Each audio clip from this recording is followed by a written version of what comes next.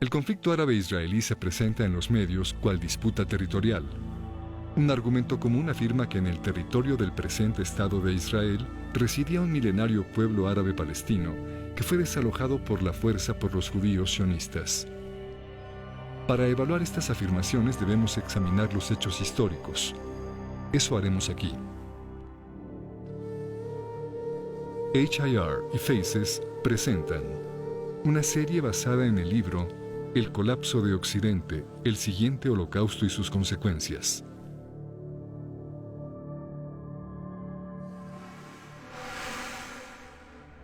Fueron los romanos quienes, en el siglo II de la Era Común, primero usaron el nombre Siria-Palestina para Jerusalén y zonas aledañas. Era un uso incorrecto. En griego, Palestina quiere decir tierra de filisteos, pero los filisteos nunca ocuparon más que una pequeña tira en la costa mediterránea oriental, incluyendo parte de la actual franja de Gaza, y habían dejado de existir hacía siglos. Los romanos habían conquistado un lugar llamado Reino de Judá, y ellos mismos, al poseerlo, lo llamaron Provincia de Judea. Ambos nombres quieren decir País de Judíos. ¿Por qué entonces cambiaron los romanos el nombre a Siria-Palestina? La comunidad y religión judía se organizan alrededor de la ley de Moisés, la cual, de acuerdo al Éxodo, nació en una revuelta de esclavos. Esto explica que la ley de Moisés denuncie la opresión y proteja a los pobres. También explica las preocupaciones de la aristocracia castrense romana. En aquellos días los judíos eran una enorme población distribuida por todo el Mediterráneo. La mayor inquietud de los romanos era que la popularidad de la ley de Moisés entre los pueblos oprimidos del imperio pudiese desembocar en revolución. Para evitar ese desenlace, el imperio lanzó enormes matanzas de judíos que ahora recordamos como la Primera Guerra Judía, la Revuelta de la Diáspora y la Segunda Guerra Judía. De acuerdo a los historiadores, en su conjunto y en términos proporcionales, los romanos asesinaron quizá más judíos que Adolfo Hitler. Una vez concluido el genocidio, el emperador Adriano, luego de destruir Jerusalén en el siglo II, trajo griegos a poblarla y prohibió la entrada, so pena de muerte, a los judíos. La ciudad fue renombrada Aelia Capitolina y el área Siria-Palestina. En términos políticos, Palestina quiere decir aquí no hay judíos ni se permiten.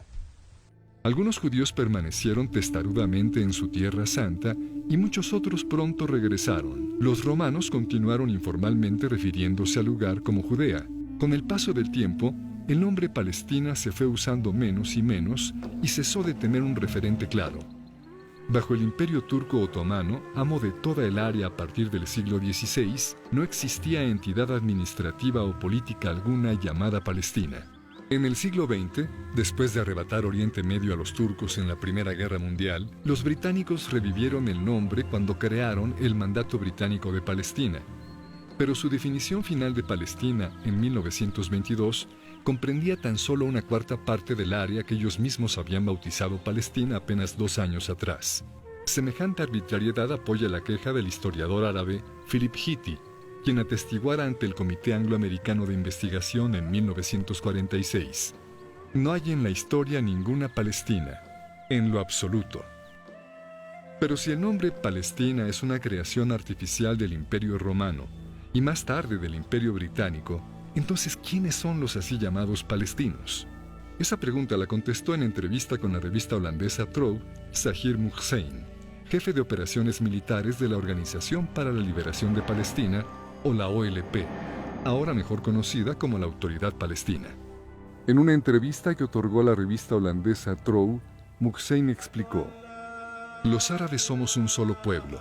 Es solo por razones políticas que apoyamos nuestra identidad palestina con cuidado, pues es de interés nacional que los árabes aprendan a promover la existencia de un Estado palestino independiente en oposición al sionismo.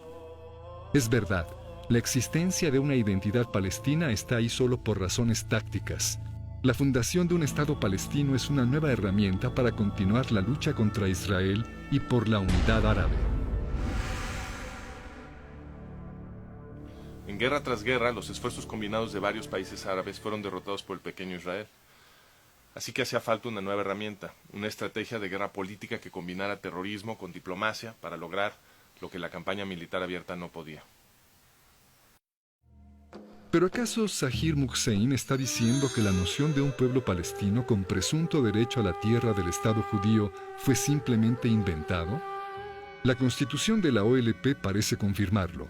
En su primera constitución, creada en 1964, la OLP definió Palestina en el artículo 2 con las fronteras que tenía en tiempos del mandato británico. Esta es una referencia a la segunda definición arbitraria de los británicos, la de 1922. ¿Cómo es posible que un poder colonial extranjero del siglo XX pueda definir arbitrariamente las fronteras de la tierra supuestamente ancestral de los palestinos? Pero la verdad es que la OLP ni siquiera adoptó realmente la definición británica. En el artículo 24, la OLP afirmó explícitamente que Judea, Samaria y Gaza, los territorios que ahora reclama para su anhelado Estado, no eran palestinos. Artículo 24. Esta organización no reclama soberanía territorial sobre Cisjordania, en el reino hashemí de Jordania, ni en la Franja de Gaza. En 1968, la OLP reescribió su constitución. Esta vez la definición de Palestina ya no excluyó Gaza, Judea y Samaria, así que la OLP ahora sí estaba reclamando estos territorios. ¿Qué explica el cambio? En 1964, cuando la OLP escribió su primera constitución, Egipto estaba ocupando ilegalmente el territorio de Gaza y Jordania estaba ocupando ilegalmente Judea y Samaria. Pero entonces los árabes provocaron la guerra de 1967 o la Guerra de los 6 días, en la cual los israelíes capturaron los territorios de Gaza, Judea y Samaria, entre otros. Fue después de esto que la OLP reescribió su constitución en 1968 para incluir Gaza, Judea y Samaria en su definición de Palestina. Las fronteras de Palestina luego son flexibles y se redibujan para rodear con precisión nada más el territorio que Israel controla. En otras palabras, las fronteras de Palestina se escogen tan solo para que pueda ser usada como una herramienta para continuar la lucha contra Israel. Pero si Palestina es una invención reciente, y si lo mismo aplica para la identidad palestina, entonces ¿de dónde vienen los árabes musulmanes que hoy en día se hacen llamar palestinos? Hoy en día viven alrededor de 8 millones de personas en Israel, pero el estimado más confiable habla de 300.000 en la misma área en el siglo XIX. Estaba prácticamente vacía, y así la describieron los viajeros decimonónicos. Por ejemplo, a mediados del siglo XIX, el cónsul británico se quejó de que el área estaba vacía de habitantes. Cuando Mark Twain visitó el lugar, comentó que en el valle de Jezreel no se veía un solo pueblo 30 millas a la redonda. Y Pierre Loti, un autor francés, escribió luego de su visita que las ciudades y los palacios se habían vuelto polvo. En un estudio histórico, Karl Hermann Voss explicó todo esto como resultado de la conquista árabe musulmana. En los 12 y medio siglos que hubo entre la conquista árabe del siglo VII y los comienzos del regreso de los judíos en los 1880s, Palestina fue yerma. Sus antiguos canales y sistemas de irrigación fueron destruidos y la maravillosa fertilidad de la que habla la Biblia desapareció para convertirse en desierto y desolación. ¿Y las pocas personas que ahí vivían, quiénes eran? La mayoría eran musulmanes, pero se dividían en varias identidades, algunas violentamente opuestas y ninguna de ellas palestina. También subsistían pequeñas comunidades judías en la mayoría de los asentamientos grandes y en los pueblos de la Galilea, y también había grandes poblaciones judías en Jerusalén, Hebrón, Safed y Tiberias. En Jerusalén, de hecho, los judíos eran mayoría. Un documento del consulado británico fechado en 1859 dice: «Los mahometanos de Jerusalén no exceden una cuarta parte de la población entera».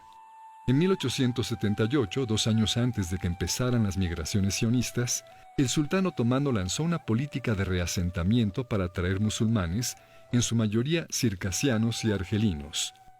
El historiador Arnold Blumberg explica: después de 1880, los empujes del naciente nacionalismo judío, del patrocinio turco de la colonización de musulmanes foráneos y de la inmigración espontánea de árabes atraídos por la nueva prosperidad de Palestina, cambiaron el carácter demográfico de estas tierras.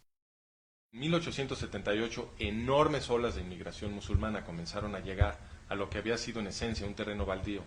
Es obvio que la mayoría de quienes ahora se llaman palestinos no tienen raíces milenarias en aquel lugar. Esto lo confirma el comportamiento de la ONU, pues ha definido al refugiado palestino como cualquier no judío que hubiese partido durante la guerra de 1948 y cuya familia hubiese residido en el área tan solo 2 años. Sin esta definición, la población de así llamados refugiados palestinos se reduce casi a nada.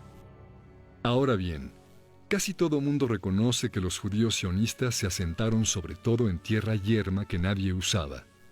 El propio rey Abdullah, quien participaría en el esfuerzo por destruir el incipiente Estado judío en 1948, escribió en 1946: «Me asombré de ver los asentamientos judíos. Habían colonizado las dunas de arena, tomado agua de ellas y las habían transformado en un paraíso». El rescate judío de la tierra produjo un resplandor económico que atrajo a muchos árabes de países vecinos buscando una mejor vida, y estos engordaron las filas de quienes más tarde se harían llamar palestinos. Muchos creen, sin embargo, que los judíos sionistas robaron las tierras sobre las cuales se asentaron. ¿Fue así? Esa pregunta la contestó Haj Amin al-Husseini, padre del movimiento palestino. En 1936, Husseini, muftí de Jerusalén, lanzó su cuarta oleada terrorista contra los judíos del mandato británico de Palestina. La llamó la Revuelta Árabe. Esta violencia duró hasta 1939. En 1937, el gobierno británico envió un equipo a investigar, encabezado por Lord Peel. Su misión era establecer lo que sucedía y por qué.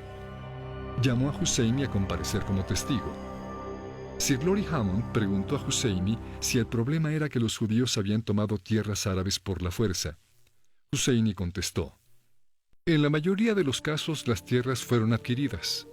Lo que pregunto es si fueron adquiridas por la fuerza, con compulsión, como si hubiesen sido adquiridas para uso público. No, no fue así. No fueron adquiridas por la fuerza. No. Pero entonces estas tierras que ascienden a los 700,000 dunams, ¿de hecho fueron vendidas? Sí, fueron vendidas, pero el país fue puesto en condiciones para facilitar aquellas adquisiciones. No estoy seguro de estarle entendiendo. Fueron vendidas. ¿Quién las vendió? Los terratenientes. ¿Árabes? En su mayoría eran árabes. ¿Hubo alguna compulsión para que vendieran? Y si así fue, ¿de quién? Como en otros países, hay gente que se ve forzada por las circunstancias, las fuerzas económicas, a vender su tierra. Los terratenientes árabes que según Husseini habían sido forzados a vender sus tierras eran los Efendi, los grandes señores feudales de la zona. Ellos hacían lo que les viniera en gana. Nadie los forzó a vender. Y vendieron sus tierras menos productivas a precios altísimos. De hecho, la familia del mismo Husseini, terratenientes Efendi de primerísimo orden, lucraba tremendamente con estas ventas. Los Husseini primero amenazaban de muerte a los pequeños terratenientes si osaban cometer el así llamado crimen nacional de vender tierra a los judíos. Luego compraban esos predios a precios de bancarrota, los consolidaban y se los revendían a los judíos a precios de extorsión. El historiador Nathan Weinstock explica: en otras palabras, la propaganda hipernacionalista se convirtió en un negocio lucrativo, un fraude gangsteril al estilo estadounidense para la aristocracia árabe. En conclusión, es falso decir que un milenario pueblo palestino vio sus tierras arrebatadas por los judíos sionistas. Primero, porque no había tal pueblo palestino en esa tierra, y segundo, porque los judíos sionistas compraron las tierras de terratenientes árabes que las vendieron gustosos a precios muy por encima del precio de mercado. Para ver la documentación detallada que apoya las afirmaciones de este video, visita El colapso de Occidente, el siguiente holocausto y sus consecuencias. Parte 1, capítulo 1. Se ha dicho que Gran Bretaña se alió con los sionistas para establecer el Estado judío, pero los gobernantes británicos de hecho se aliaron con Haj Amin al-Husseini. Ese será el tema de nuestro siguiente video.